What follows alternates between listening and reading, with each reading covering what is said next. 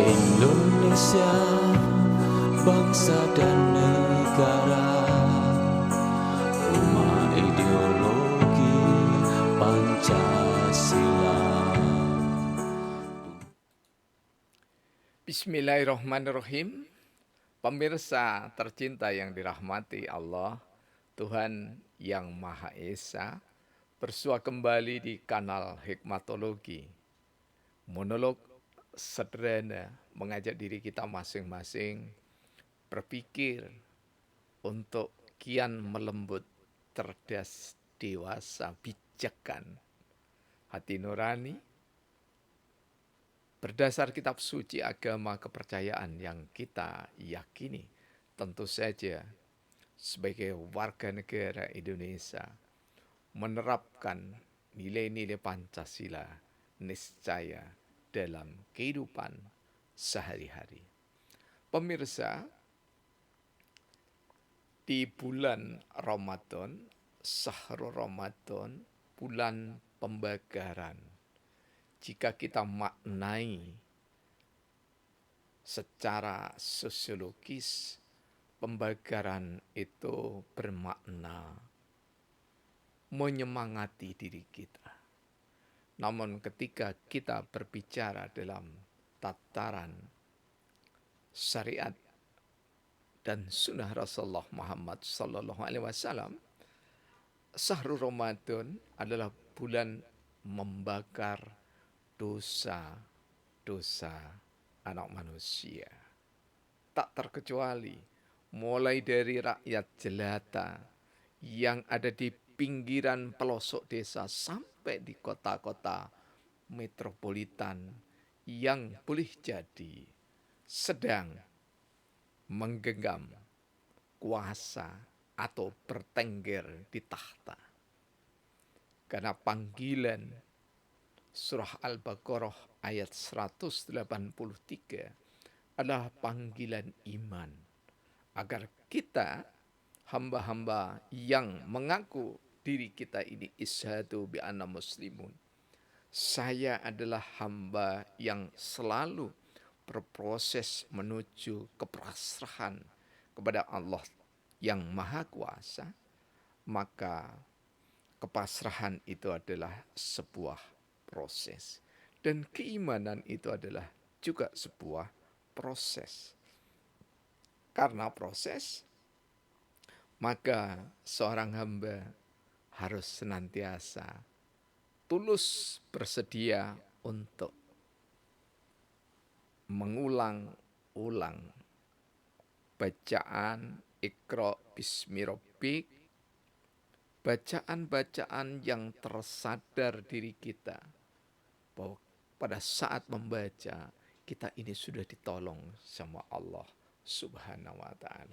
Ketika kita menulis, kita ditolong oleh Allah Subhanahu wa taala. Ketika kita berbicara, juga ditolong oleh Allah Subhanahu wa taala.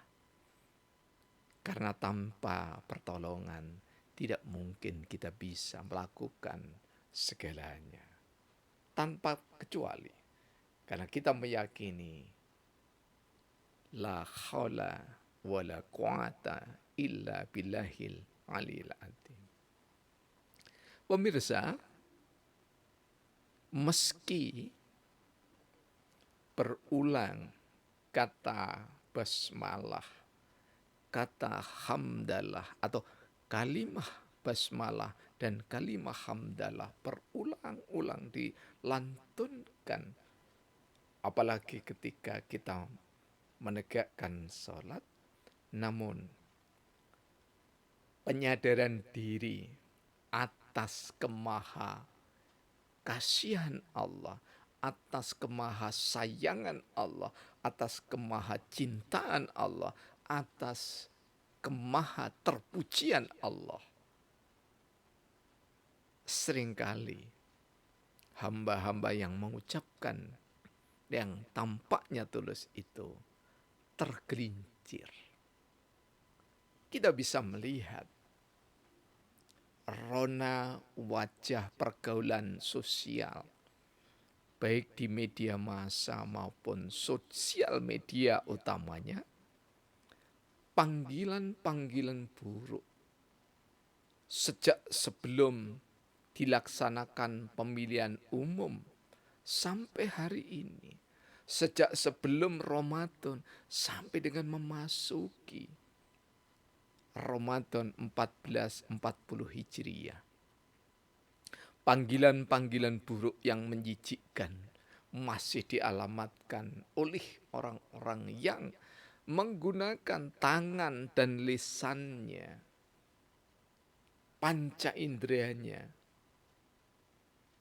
satu sisi atau pada detik yang lain digunakan untuk kebaikan, tetapi tak jarang, nyaris bersamaan digunakan untuk keburukan. Sungguh hal yang naif.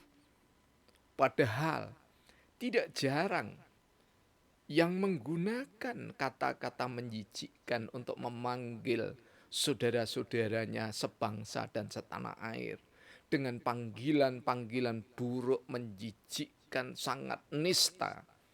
Bahkan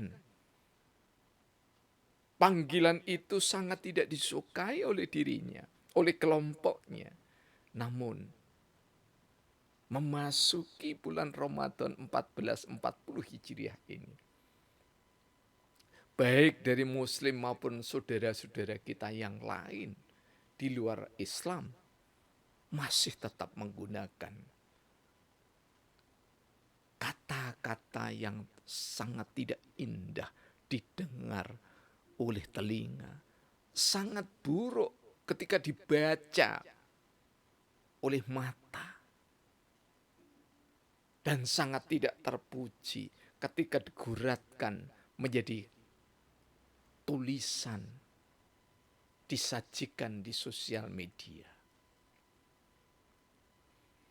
Kami sejak ada panggilan-panggilan buruk, bahkan sebelum itu memang tidak terbiasa dan tidak pernah akan melakukan panggilan buruk itu. Karena kami sadar insya Allah dan sejumlah saudara-saudara kita yang tidak menggunakan, tidak mau menggunakan, bahkan mengharamkan untuk dirinya menggunakan panggilan-panggilan buruk itu. Karena panggilan buruk pada sesama itu hakikatnya adalah memanggil buruk dirinya sendiri. In ahsantum li anfusikum wa in asatum falaha. Ketika kalian berbuat baik, maka kebaikan itu adalah untuk dikembalikan untuk diri kita masing-masing. Namun niscaya ketika hal-hal yang buruk itu kita lakukan, maka keburukan itu dikembalikan oleh Allah kepada orang yang berlaku buruk itu. Secara sederhana kita bisa membaca di dalam surah Al-Hujurat ayat ke-18. Orang-orang yang beriman dilarang jangan sampai terpleset satu, memperolok-olok saudaranya. Karena boleh jadi orang yang diolok-olok, orang yang dinista, itu lebih baik daripada yang menista, yang mengolok-olok dengan kalimat-kalimat yang sangat tidak terpuji itu. Kemudian dilarang mencela. Betapapun saudara kita itu terjebak, terjerembab kepada kenistaan, sudah jelas mereka terjebak kepada kenistaan. Kita yang ditakdirkan oleh Allah tidak berbuat nista, maka sungguh sangat nista ketika kita menimpakan kalimat-kalimat yang jelek, menggunakan kalimat-kalimat yang jelek pada saudara-saudara kita sebangsa dan setanah air. Kemudian pesan dari Allah lewat surah Al-Hujurat ayat 18 itu juga kita dilarang Mukminin, mukminat, muslimin, muslimat dilarang memberikan gelar-gelar buruk, gelar-gelar nista, sebutan-sebutan yang tidak beretika, sebutan-sebutan yang tidak beradab. Karena ketika kita dalam bentuk tulisan maupun dalam bentuk kata menyampaikan pada saudara yang kita tidak suka dengan gelar-gelar yang buruk, maka sesungguhnya gelar buruk itu adalah untuk diri yang menulis atau yang berkata buruk itu. Sungguh lukisan yang sangat buruk ketika kita berbuat buruk pada sesama. Dikuatkan lagi oleh Rasulullah. Orang-orang yang melakukan seperti yang tertera di dalam surah Al-Hujurat ayat 18 itu dalam Sahih Bukhari dan Muslim dikatakan sebagai orang yang fasik. Orang yang tidak tahu berterima kasih kepada Allah. Orang yang tidak tahu berterima kasih kepada sesama. Orang yang tidak menjunjung akhlakul karimah. Sungguh, jika kita mengagumi ulama, maka jangan sebatas menyebar kata-kata mutiara dari ulama itu. Namun marilah kita pegang teguh. Salah satunya di antara urean yang sudah kami sampaikan adalah penguatan dari Syekh Imam An-Nawawi Al-Bantani Al-Jawi Al-Indonesani.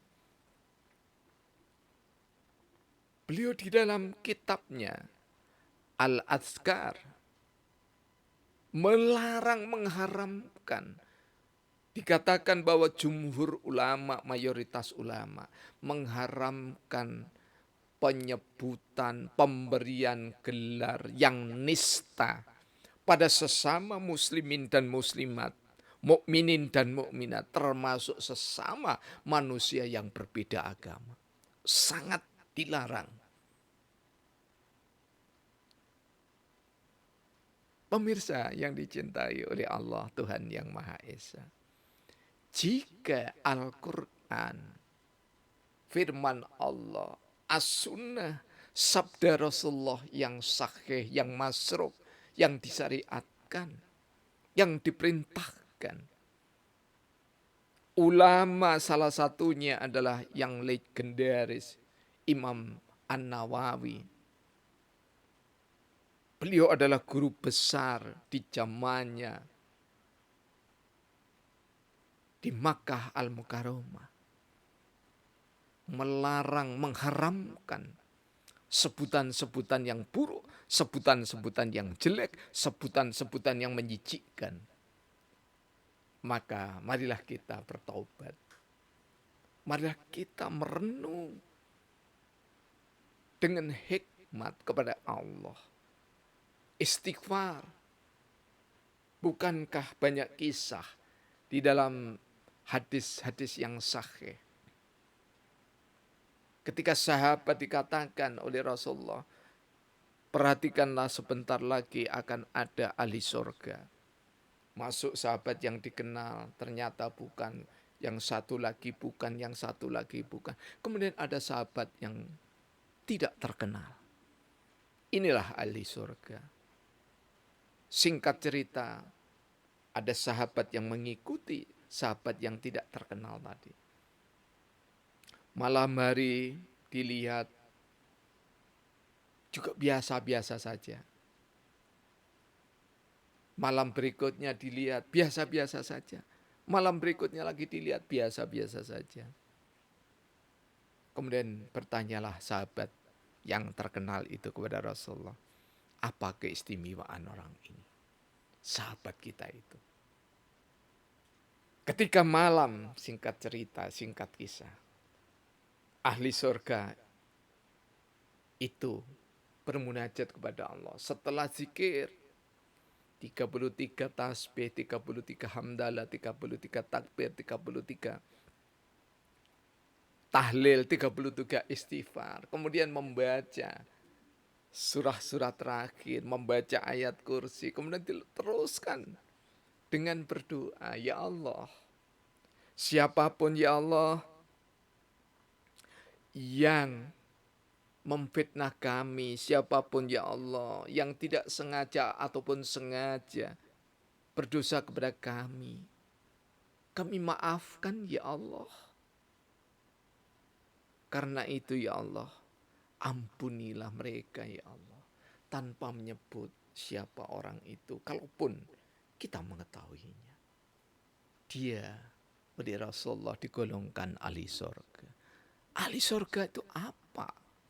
Setidaknya di dunia ini ahli surga adalah orang yang senantiasa mencapai kedamaian, kebahagiaan, baik dicela maupun dipuja, tidak mengecilkan hatinya bermunajat kepada Allah ketika dicela, dan tidak melabrak atau mengkonfirmasi atas celaan itu. Tetapi ketika dia dipuja, tidak membuat kepalanya besar dan tidak terlalu membanggakan amalan baiknya.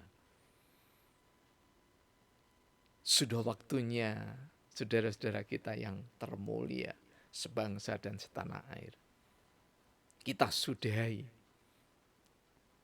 kalimah-kalimah yang tidak terpuji.